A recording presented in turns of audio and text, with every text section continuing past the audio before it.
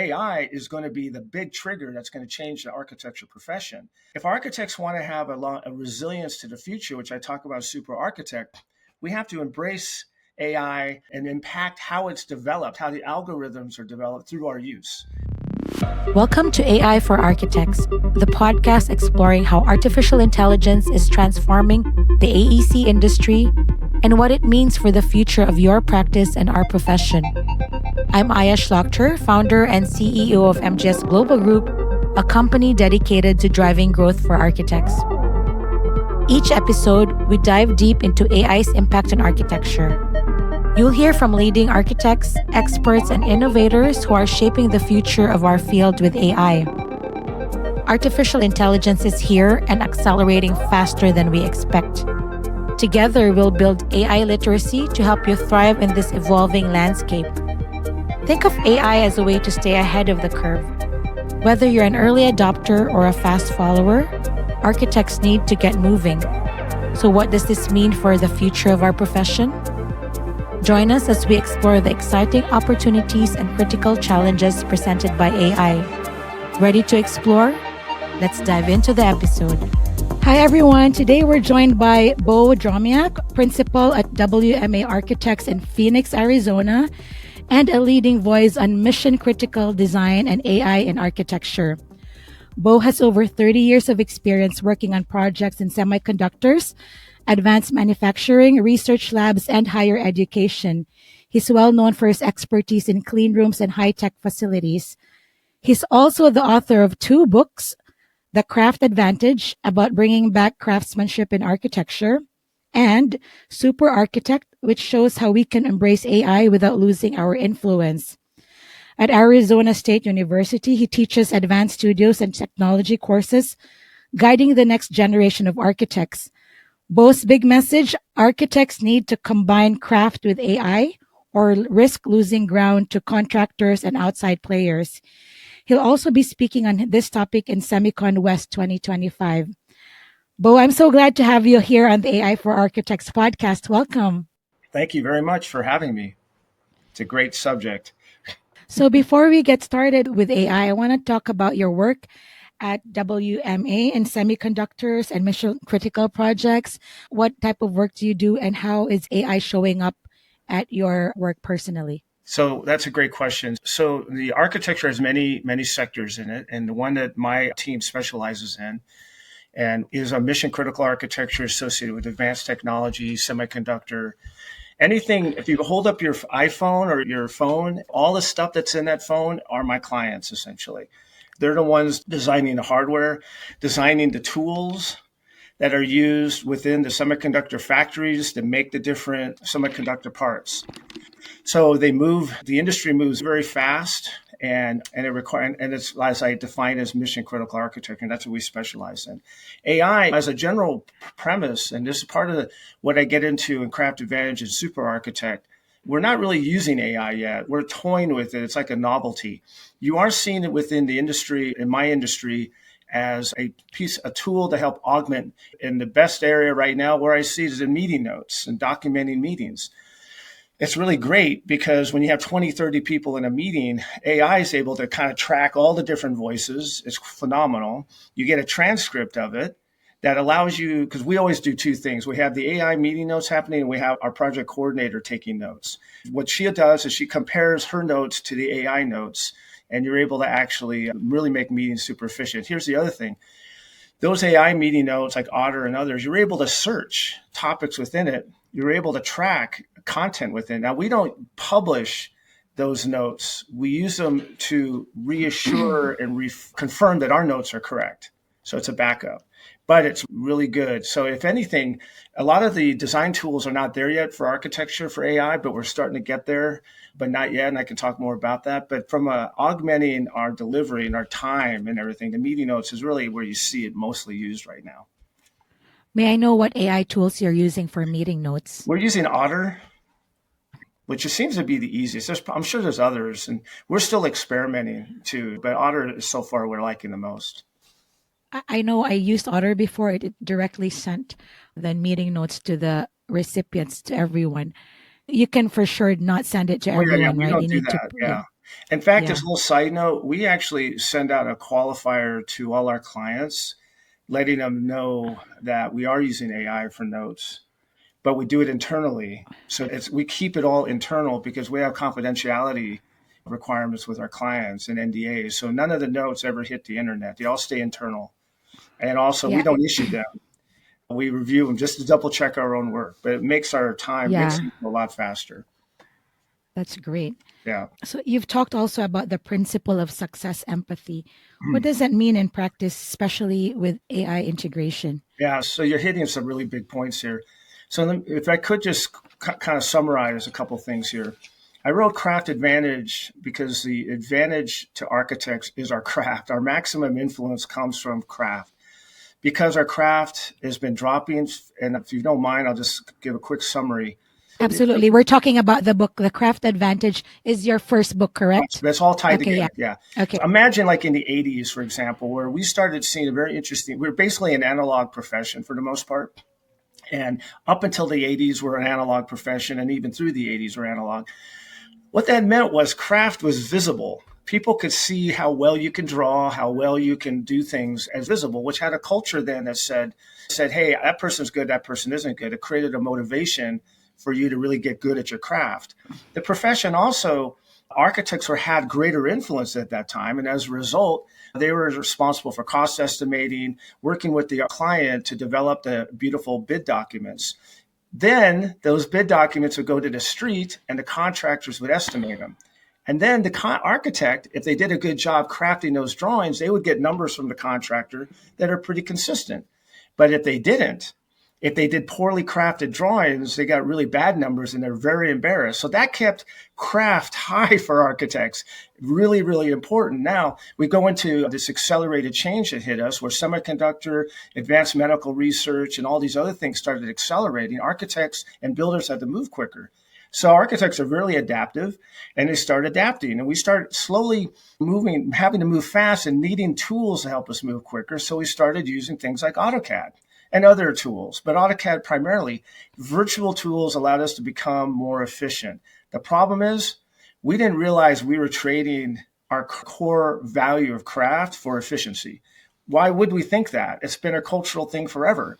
But that's what happened slowly but surely. So as the semiconductor world accelerated, keep in mind, when I say semiconductor, it's not just one building. It's all the buildings that support that. So it's hundreds and hundreds of buildings, office buildings, residential, retail. All these things are moving quicker and quicker. Now, so just to cut to the chase, as we're accelerating, we're like a minivan moving at Mach 2. It's falling apart. Our skills are not elevated to the speed. We're just moving quicker. Contractors are getting less complete documents over time. And so they're having to take on a risk that they didn't have to do in the past. So they're having more risk because of incomplete documents. They're having more profit erosion. Contractors hate two things big time. They hate risk. They hate profit erosion. So they also keep to themselves. When they have problems internally, they don't advertise it. They just start fixing it. So when architects are giving incomplete documents, a contractor goes, okay, we got to deal with this. Since those drawings aren't dependable anymore, we're going to add design managers internally, virtual design and construction teams, which are essentially people utilizing all sorts of different virtual tools. And we're going to essentially manage the architect. So what's happening is that our craft is declining, our influence is declining, there's a vacuum formed, the contractor's influence is increasing because they're filling the vacuum. So now we get to where we are today. This is like not a criticism of architects. It's just no one knew that we were giving up craft for efficiency.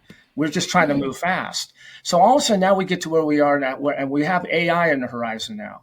And it's fair to say no one saw it coming when we're talking about AutoCAD and things like that. But now we've seen the reduction in craft, the minivan moving at Mach 2, falling apart. We've seen that now. Now we're confronted with AI. And I think AI I'm not the only one who thinks this, AI is going to be the big trigger that's going to change the architecture profession. And as you mentioned in the intro, I think AI has to be embraced by architects and defined through use. And I give you a really great example. And there's a great movie called, I think, Triumph of the Nerds. It was a long time ago. It wrote about DOS and Apple, the advent of IBM and all that. And they talk about in that movie about the killer app. So here's the thing. You have this amazing box of technology that's essentially worthless until you have an application. When Lotus 123 became the application and other little hobbyist Excel sheets, all of a sudden that box became really, really, really important. But it was through the use of Excel and Lotus 123 and other tools that we started defining how the computer was designed. It wouldn't have happened if that software wasn't created. So now we're in the AI world with the algorithm invention and prompt engineering and all this stuff going on. If architects want to have a resilience to the future, which I talk about as super architect, we have to embrace AI and impact how it's developed, how the algorithms are developed through our use. We can't ignore it. We can't also assume we're protected. I think when this time comes, maybe it's 10 years, out where it's going to start actually being able to do some level of technical drawings, we're going to see a major change in the profession, a reduction of maybe 45%, whatever. I do outline it within the firm. So now when you get to your kind of question about where it is in our industry, right now it's not being really used yet. It's being dabbled with, and we're treating it a little bit like a fun app, a fun thing on your phone. We're not embracing the real power of it yet because, one, the power's not there quite yet. But also, we're not really willing to look at ourselves internally, that we're not actually, that we could be replaced. In part, our services could be replaced. There's a big denial there. So anyway, that's kind of my larger view, my larger thought. I feel like we need more than an hour. We need another podcast interview after this, for sure. Anyway, because there's so much to unpack there. So I like what you said about the craft advantage, that the craft is what sets us apart. And I understand what you're talking about in terms of the contractors. They don't want risk and they don't like to waste time. So they'll do things on their own. Mm-hmm. So my question is, where does it leave the architects? Because I agree, I'm in the architecture support business. We provide documentation to architects. We're busy because architects can't staff up fast enough. Yes, right? Right. But it's good for my business because I have a lot of clients. But in the long run, where does it and how do we upskill our team members? Is there like a university that's doing this one thing, like how Revit and AutoCAD became the standard tools? Like, are we just like ad hoc learning on our own? Oh, you're nailing it. It's so fast as an instructor. And I teach grad student design, the grad level advanced design, both in design studios. And I also teach the technology class, and I teach the success empathy class. I wrote the success empathy class. And so I'll get to that real quick to get to your point. Architects are in survival mode right now. The profession is very fractured. And I can go into a reasoning why, but bottom line, right now, we're not unified around any common goal anymore. There was a time when we were. But once like I said, we're this minivan moving really, really, really, really fast.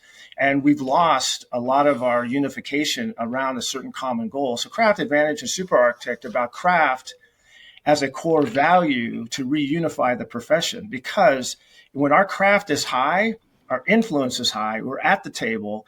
When people are starting to develop new AI algorithms or whatever, they will come to the architect because we've earned through our greater influence because our greater craft. And this seems crazy, I know, because when you look at the profession, it's so complex a profession.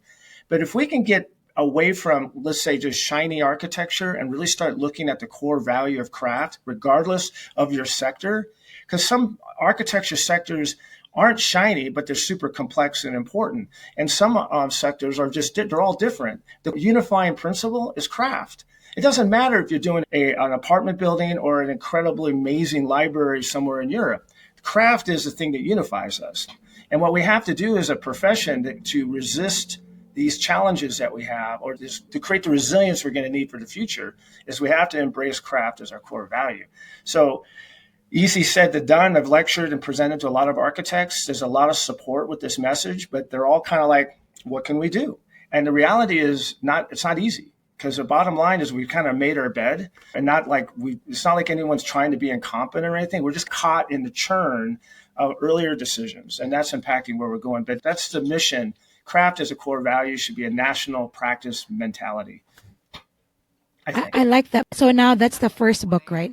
Right. Let's talk about the super architect. What is the messaging around the super architect, and how does it tie into the success empathy? Can you talk about that? Yeah. Yeah. So Craft Advantage says, here's where we were and where we are. We've lost influence as a result of poor craft. Super architect takes the story further as we get the curve up. What's the right posture for handling the AI optimization needs, all the different, what I call future AI and the unknown pressures, the known and unknown. What's the posture to have? So super architects defined by 3 characteristics that I've mapped out are somewhat resilient to AI. The first one is the value of architecture of craft is care, care is our craft. The second are skills. Hardened skills, imagination, creativity. And the third is optimism and next level integration. I actually mapped this out in the book. I list everything architects do. I list everything contractors do and where we overlap. And I list what future contractor and future AI can do, which is a little scary because you take the future advanced builder with future AI, they can do just about everything architects can do, except for those 3 things. Craft is care, the hardened skills, imagination, creativity, and the optimism of next level integration. It's so interesting to see it mapped out in this roadmap of resilience. It's in the book. The point I'm making is, how about this profession? Let's not worry about all the other things that are going to be distracting us. Let's focus on these 3 domains, maintain these 3 as our domain, continue to grow them to where they're just totally our domain. And it won't matter what AI does. It won't matter what the contractor does with AI, because these are 3 things that contractors don't typically do. They're 3 things AI can't really do. AI is going to be a very powerful tool, but it doesn't really care. AI can't walk through a building with a client and see subtleties that could become the vision for the whole project. It can't do that. Not yet, 50 years maybe, but not now. So we can own that. So that gets into where in my book, in Super Architect, talk about these different firms. I kind of create different business models that are AI optimized. My favorite one that kind of puts a point on this, not my favorite, they're good. One is essentially specialty design innovation architects. Imagine that as a firm. These are firms that are so cutting edge, they're AI optimized completely that we don't even do technical drawings. We use AI for our technical drawings. We put all of our energy into those 3 categories, the value, skills, and optimism, and we innovate, and we innovate, and we innovate. And that will be, clients will come to us because of that. They don't care about AI really at that point. AI is just kind of like paying cashless at a store or something like that. No one's going to care. They're going to care about that added level of innovation and invention that they're going to get from these firms that are AI optimized, using AI seamlessly, not using it in a way that's like, hey, I'm going to bolt this on. It's actually cultural. And then all of a sudden we have this resilience that transcends all these other future pressures. So that's kind of how I see and then back to success empathy real quick. I came up with this class called Success Empathy, and I teach it as an elective at ASU. It's in person in the fall and online in the spring. And the intention of that class is to teach students the soft skills behind a successful career and practice in architecture. This idea of high-performing teams, how to win work, how to lose work, how to manage risk, how to build high-performing teams with contractors and developers, how to utilize AI in the sense of not like technically, but how do you adapt a team to the variables associated with it? How do you do that? Well, you have to be empathy-centric. You have to understand how it satisfies the client's needs, your team needs, your contractor's needs, and then you can design your use of AI. So I think that should be in all courses, not just architecture, to be honest. Yeah, I appreciate success empathy. The class is taking off, just so you know. It keeps growing and growing because students is feeling the need for the students. Amazing, and congratulations. So which book has all the case studies of different future firm practices? Is it this? Yeah, Super Architect is the current book. It just came out this year. And that book, it does touch on a little bit of craft advantage, but primarily the whole book is about AI, about how we create that resilient culture to navigate into the future. What's our posture for the best success in the future? Now, had we thought about this in the 80s, we would have said, wait a minute, while we're moving faster, we don't want to let go of our core value of craft. But no one said that because no one even thought it was at risk, because how would you know? The whole intention of Super Architect is to say, now we kind of know a trend as associated with virtual tools. Let's prevent now how it can erode the profession by organizing ourselves unified around craft as a core value. So now the other thing on that real quick is that Super Architect, I introduced a new idea in Super Architect called Archidom AI. You're going to love this. It's the acronym Architecture Dominant AI. And you're going to really So the idea of art, you're going to love this. I created my own avatar for it, which is essentially a puppy. And so Archidom is a cuddly, your loyal companion that we work with, we train, we use, we develop through use. An amazing companion to us in architecture. All right, imagine a software. You know all this already, right? But if you take machine learning and you take all of the Revit files we can get our hands on, you take all of the HGTV stuff, all the different things we have, all the home improvement stuff that's out there right now on the internet, take all of that, crunch it through all of the machine learning. What happens? Archidom AI happens.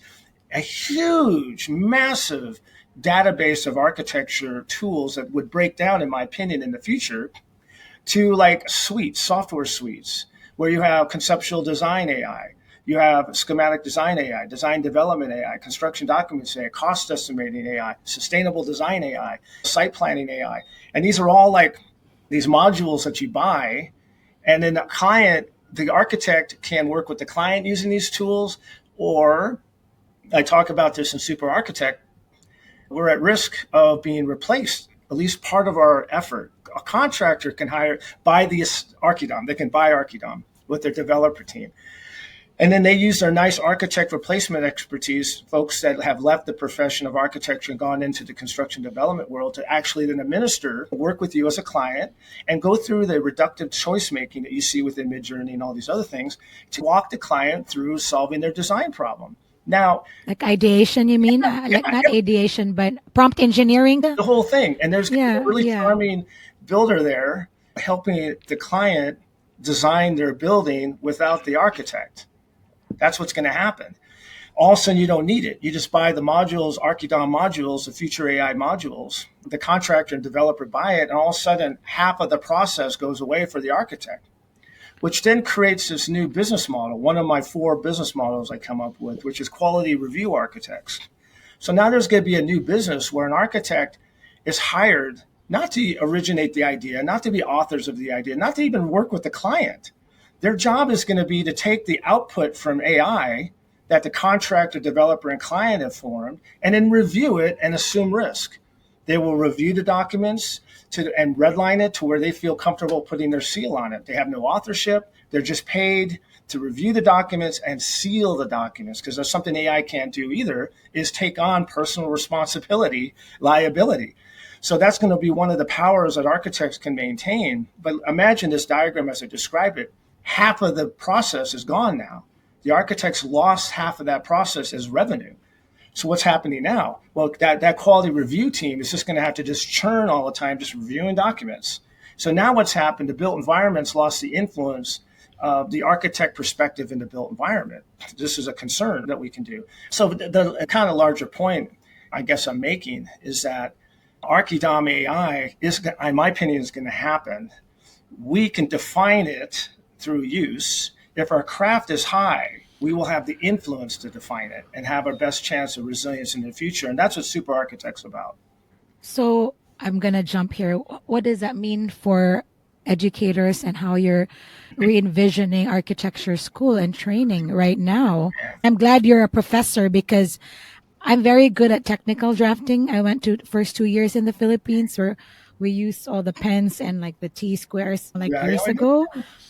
And I like designing in sketch format. I don't design in CAD because it's easier for me. And then I move it to Revit. But as an educator, how are you shifting the mindset of not just the students, but the faculty and the dean and the whole?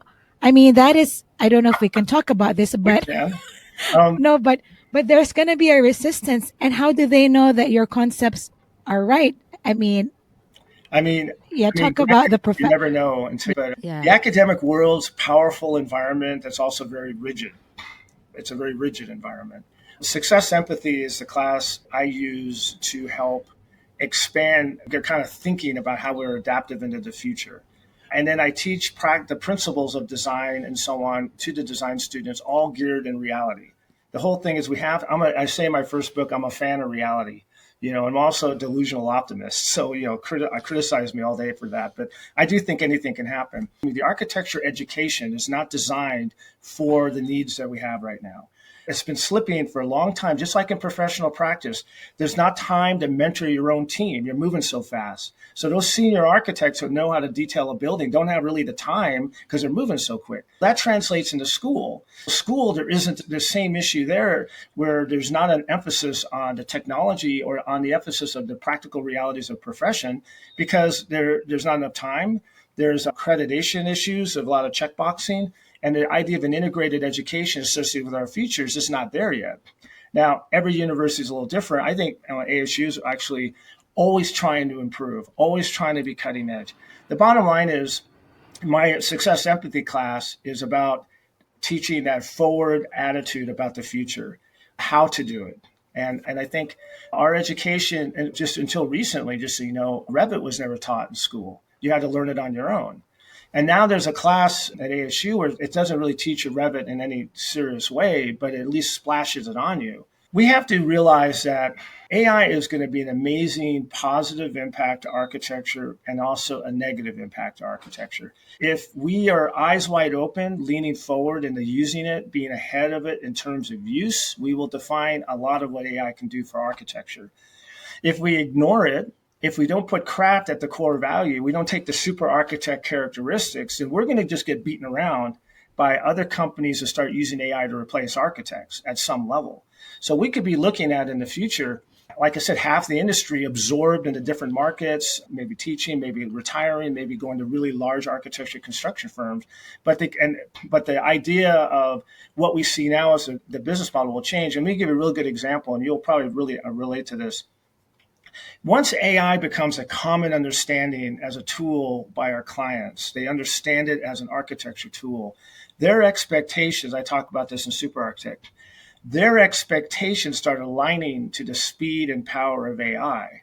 When they come in and say, I need a conceptual design, I'm presenting to a financial committee, I need a really cool concept, the traditional architect will say, well, we need about 2 weeks. We'll study the site. We'll do this and come up with some options. And then that client says, well, geez, the firm down the street will do it in a few hours using AI.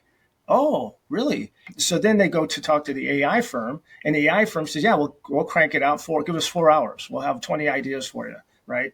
Well, what happens then? The expectation is that activity, which might be considered 2 weeks to a month, depending on the scope of work, is now being thought of an 8-hour activity. That means it's $1,000 activity versus $20,000 activity. This is going to impact all firms from a business model, from a financial point of view. Now, all of a sudden, they're having to align their revenue stream to what AI does and their competitors. The firms who can't do that go away. That's part of that 40-45% that leave the profession.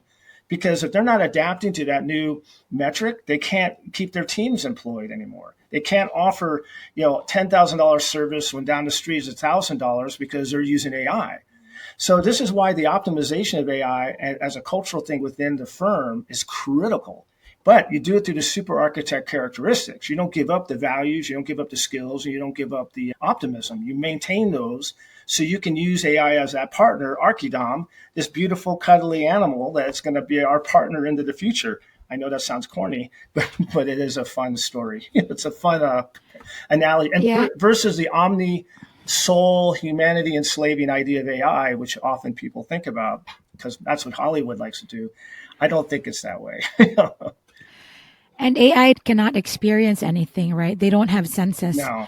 So that's why it's experience. No one can really replace humans. They can't experience architecture like we do.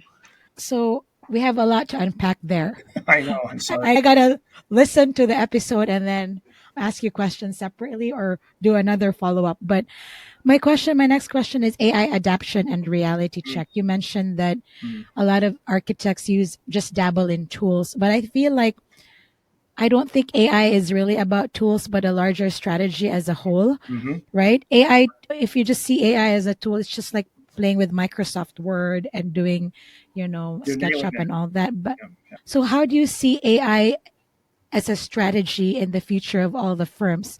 Not only as a tool, plugin or tech, but strategy. Well, using my minivan example, minivan right now with 16 cup holders is our profession, trying to move at Mach 2, things falling off. Well, now AI could be our new engine. AI can be the engine for our minivan, essentially, where we have our profession in it. And now because we're embracing it, we're finding innovative ways to use it, we're defining it through use, it becomes the accelerant for our profession.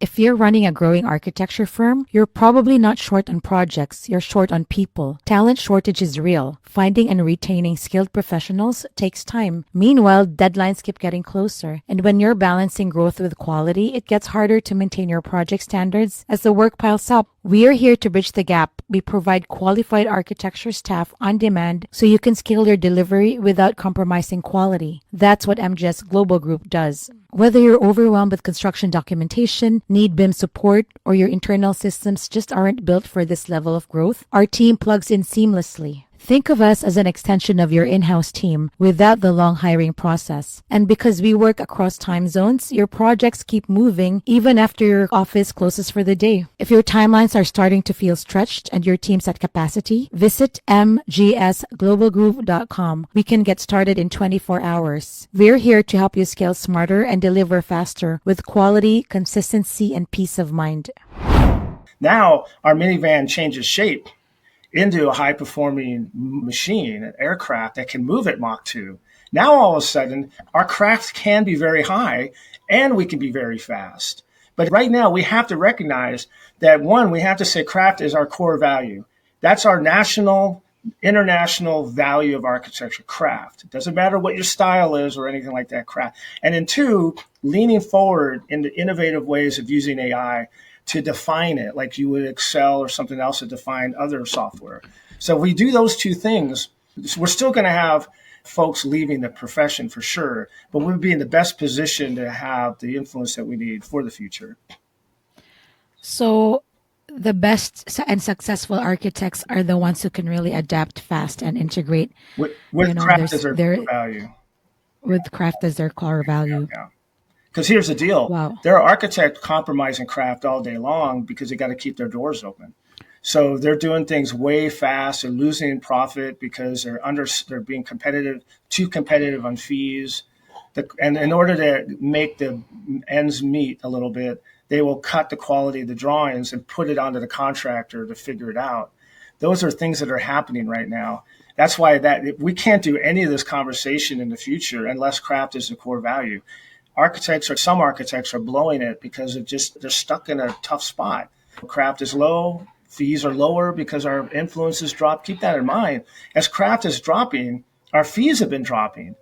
And your fee is lower than mine also. Now I have to get my fee lower. And this is what's happening to the profession. It's all because craft is low and our influence is low. So now a client thinks, why should I pay that much for the architect? It doesn't seem worth it. They're causing change orders. There's a lot of causing me stress, that kind of thing. So craft is going to be the driver. And then if we acknowledge our future properly and embrace AI properly, that's the accelerant to allow us to really do well in the future, I think.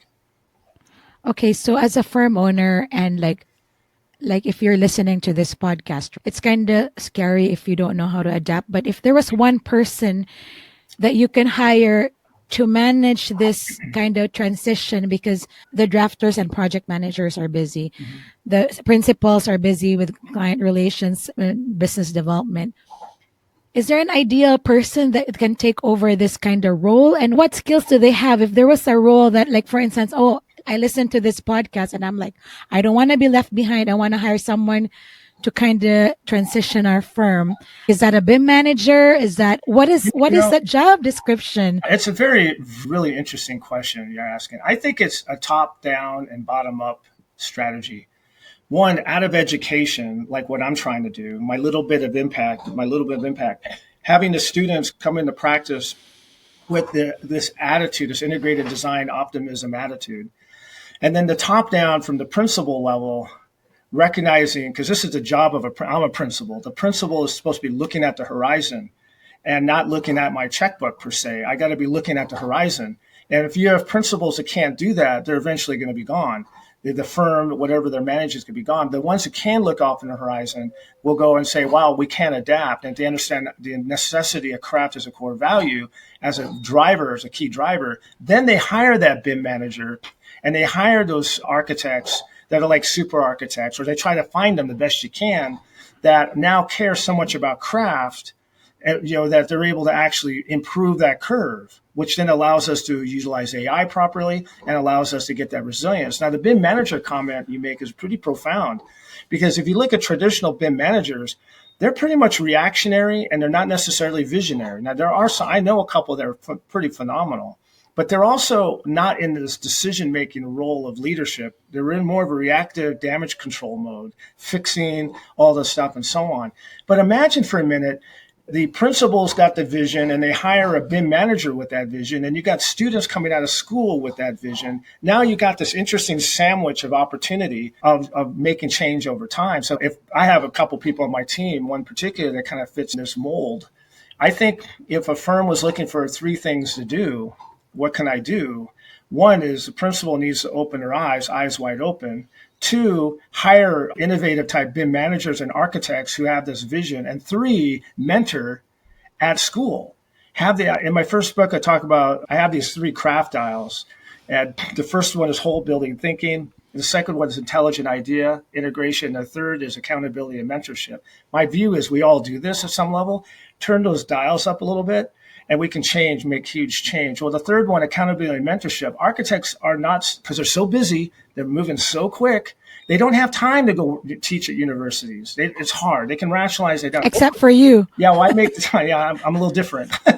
But they should. And the more architects who do that, then the better chance we have for the future. One other thing is those same architects who aren't mentoring, can't find the time for all the different real reasons. Running a practice is not easy to do. I don't sleep a lot, just so you know. I'm up at 3 every morning. But they also have to realize they're not mentoring their team either. If you're not really mentoring it's hard to do it outside of your practice. It's less hard in your practice, but you're so busy dealing with deadlines, it's even hard there. So those are the 3 things. I think I hadn't thought of the BIM manager until you mentioned it, but I have to tell you, that's a pretty profound diagram. Principal with vision, BIM manager with vision, senior architects that are supporting that, and then contributing to the education of the architects so their progression into the practice is aligned with this future resilience vision. So it really has to do with leadership. Yeah. Leadership has to realize and find their blind spots. I read a bunch of articles recently that AI is really, there was an article in the New York Times, I think, about AI adaption is actually, if people do it in-house, it's really not succeeding right now. So in terms of hiring consultants, I mean, are they ready? Like, are there a lot of consultants out there? In fact, you see that with Revit. Revit is amazing for architecture and engineering, structural particularly. It's limited. It's getting better and better, but there's limitation in the different engineering professions. And also depending on the scale of the firm.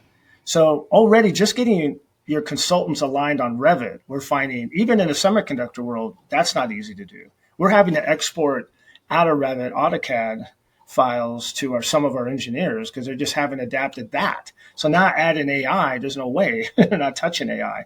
So that is another particular problem. And we're right now in a very interesting time because it's like it's kind of like maybe you call like maybe a slow car crash or a slow, crazy, beautiful jump. You know, we just don't know which way it's going to go. We see the future a little bit. And so we're in this transition. We're not sure fully what it all means yet. So firms, it takes money to integrate to new technology platforms. So if you have a firm that's being run well, and, I work under an engineering firm where our WMA is under C3 engineering, and we're pretty autonomous in what we do. But when I get to see the larger culture of engineering in the semiconductor world, and the bottom line is that our ability to adapt is going to require taking certain financial investments, making them for the training needed to get to that next level of software use. So a lot of these firms that aren't using Revit don't want to spend the money to train and adapt. They're too busy. It's not like they don't want to spend it, but they're so busy trying to maintain. It's not easy to stop and train 10 of your people and change whole platforms. It's super hard to do. That's going to be the same thing with AI. Getting 2 things happening, getting one, AI developing to the point where you can actually trust it enough to use it, training yourself sufficiently enough to use it, and then being able to actually have your partners around you integrated enough to use it. So you can see there's a lot of things happening that have to happen, but it happened with AutoCAD. AutoCAD used to be a thing where the standard was manual drawing, and if you wanted your drawing in AutoCAD, you had to pay extra. That was how it was. If you wanted AutoCAD, pay extra. because it was such a small part and it took a lot of training. And then all of a sudden that happened with Revit. Revit comes around, AutoCAD is a standard, and people say you want Revit, you got to pay extra for it. Now AutoCAD and Revit are standard. Standard, yeah. So AI will be similar, I think. So I do have a little sidebar, if you don't mind. No, not at all. Yeah. I years ago when I was in a practice, I was meeting a contractor. I was one of 4 people nationally using Bluebeam. I was one of 4 out of a 300-person firm. I was one of the test pilots to use touchscreen and Bluebeam. I thought I was very cool.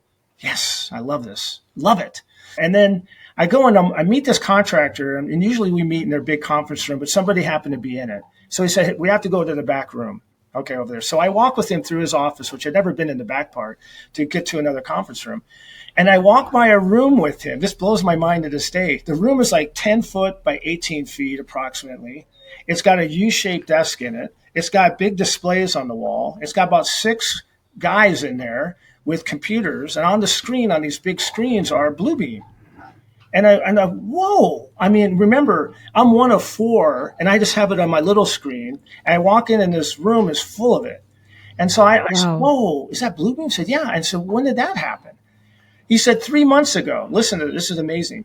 3 months ago, my president and so on, they decided that they're losing so much money through profit erosion, through poor coordination, not just the quality of the documents, but the fact that their superintendents and others didn't really understand the drawings. So they got a presentation of Bluebeam. They were so blown away by the coordination power that they made it national. They went ahead and said all offices are going to have this. All offices are essentially going to have this room with a bunch of young folks in there taking the drawings and hyperlinking them and doing all that stuff. They made that decision in 3 months.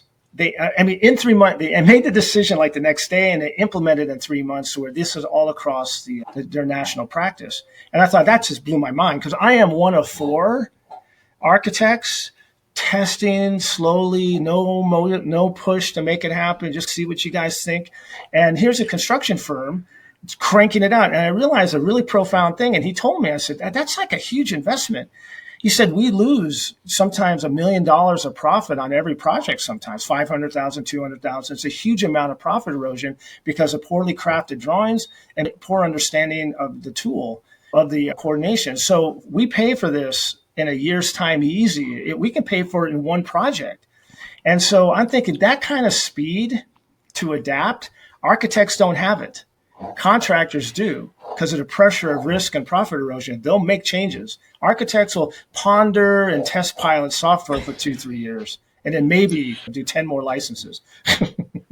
You're absolutely right. I joined this conference, AEC Innovate, in August, or was it in June? And an NVIDIA guy came over. He's part of the architecture AEC department. He said architects are really one of the slowest to adapt in our industry. So it's an eye-opener for architects that contractors are just going to leave us in the dust. That's what gets to my influence curve. Their influence is increasing because the pressure, risk, and profit erosion make them make decisions. They don't play around. And it's impressive, by the way. I'm very impressed by them. Yeah. Wow. So let's go back to just the future, how to future-proof our profession. Mm-hmm. We'll talk about that, and then I have like 5 rapid-fire questions for you after that. So in terms of how to future-proof the profession, number 1, high level, what are you really sharing to your students in the university level and in the architecture firm level? Mm-hmm. And my last question, you can just talk about this in general. How long do architects have until we get replaced? Well, is it 1 year, 5 years, 10 years? It's like 10 years in my mind. I think it's 10 years. And I was reading things that kind of confirm this. I talk about a super architect. There's an accelerated, and we've seen it already. It's not like anything I'm pointing out is not already known. But there's certain machine learning is accelerating exponentially to take on more advanced tasks. It's going like that. It was like this, and then all of a sudden we have driverless cars that are allowed for public use in a 5-year period of time. Now you can get into that. Now, there's all sorts of amazing things happening there. But as far as what do you do, we have to realize we can't control everything, right? And if we want to be leaves in the wind and just react every time, then we're never going to get anywhere. We have to realize that the one thing we do control, the one thing that's indisputable that all of us control in the profession is craft, the quality of craft. If our craft is high, our advantage is high. It has nothing to do with your talent, just your care. Now, if you can pull that off, immediately our whole situation improves, and we can control that. That's the thing that's in our control. We can't control how fast AI develops. We can't control all the cool things that are going to happen. We can't, but we can control that.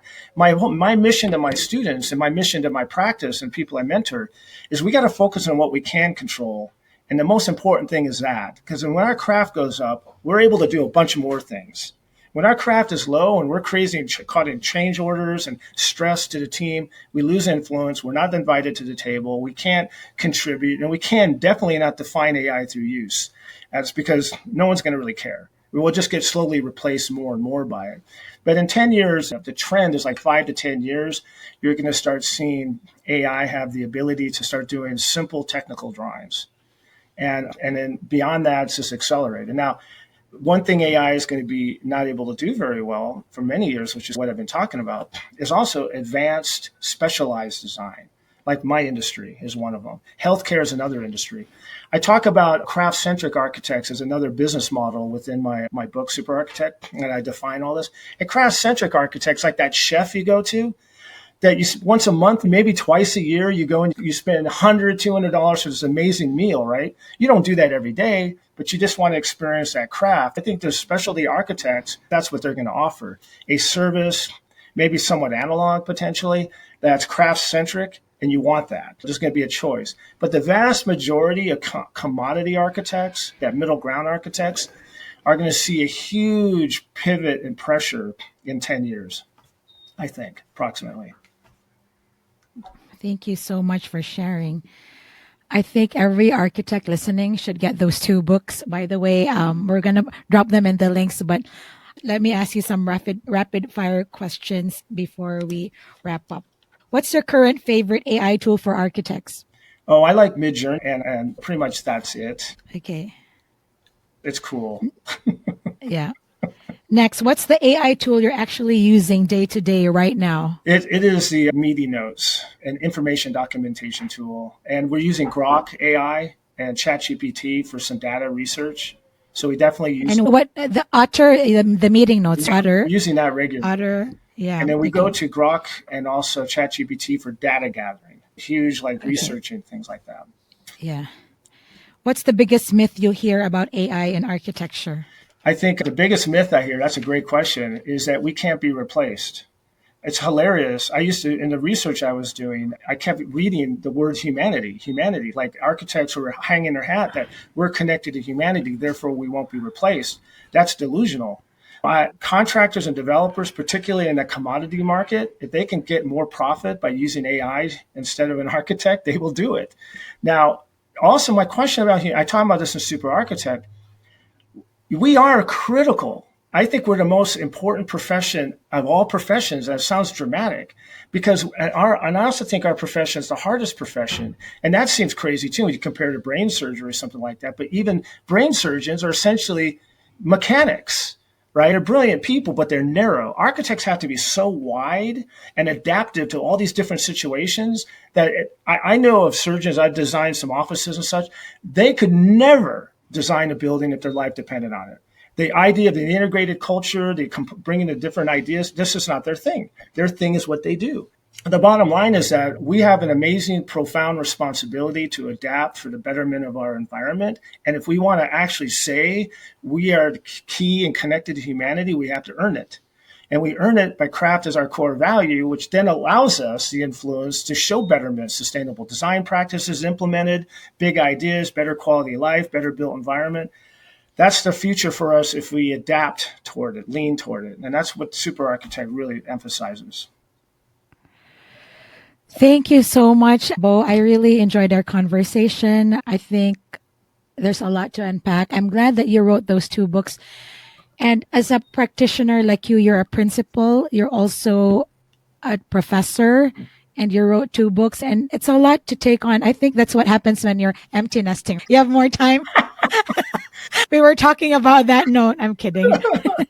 So where can listeners find your books and how can they connect with you if they want to get your books and maybe ask you to speak in any I have conferences or whatever? there's a Yeah. website. So a couple things. The books are on Amazon. You also can go to a website called envisions.com. And that has all the books plus the future book that's coming up. So it's you could put it in the link, dromiackinvention.com. Dromiack Invention? Yeah, invention. Dromiack Invention. Yeah, correct. And in there, you also can get special issues of the books, but you can go to Amazon for sure. The audiobook is coming out. Actually, production of the audiobook starts next week. And then there's a third book in process called Sustainable Pine, which I'm working on, which will come out 26, 27, which has to do with optimized living and zero waste design and architecture. And it's actually a system that we're actually going to realize. It's going to be a physical structure showing and demonstrating intelligent idea integration that was touched in the first book. So if you want to email me, it's my first initial at dromiackinvention.com. Beau, Okay. Dromiack at dromiackinvention.com. I know you're also on Kindle because I looked on Amazon. Is it better to have the physical book illustrations? Is it colored or? It's colored. It's a very beautiful book, I have to say. And Okay. the graphics All right. had a lot to do with the design of the book. Obviously, the graphics and diagrams. I highly recommend you get it. The audiobook the reality is a lot of people just listen to books, and that's great. And that's why we're doing it. But if you really want to enjoy the graphics, and it's beautiful graphics, a lot of great quotes, beautiful. And by the way, I talk about the book as analog in thought, but digital in presentation. So there's all sorts of different information that's just quite enjoyable for the less attention span people. Yeah, I was gonna buy the Kindle version, but my Kindle is black and white. But since you said there are a lot of diagrams, I want to see it in color. Yeah, you should get So- it. It's worth it. Yeah. Any last parting thoughts? What are you excited about? What's next for you? Well, I'm working on Sustainable Pine, of course, and that's fully taking a lot of time. And of course, building my practice, working with our engineers, our C3 partners, and our local engineers in the Valley, working on semiconductor, getting ready for Semicon. I'm going to be doing a presentation there. The presentation it's titled Kill the Slow Go Machine. And so one of the challenges within our industry is that technology is moving quicker. Those people designing the powerful things that are in their iPhone, they move so fast. And then they hit what I call the slow go machine. And that is the design, construction, and agency review part of architecture. And everything just slows down. So the presentation's about how to speed that up. So thanks so much, Beau, for sharing your insights with us today. For those of you listening, if you want to take a deep dive on how AI is shaping our profession, check out Beau's books, The Craft Advantage and Super Architect. They're on Amazon. And I'll drop your website link. Thank you. And if you're looking for more practical strategies in AI and architecture, make sure you subscribe to this podcast and sign up for AI for Architects Weekly Insights. Thanks again, Beau, and I really enjoyed our conversation. Thank you very much.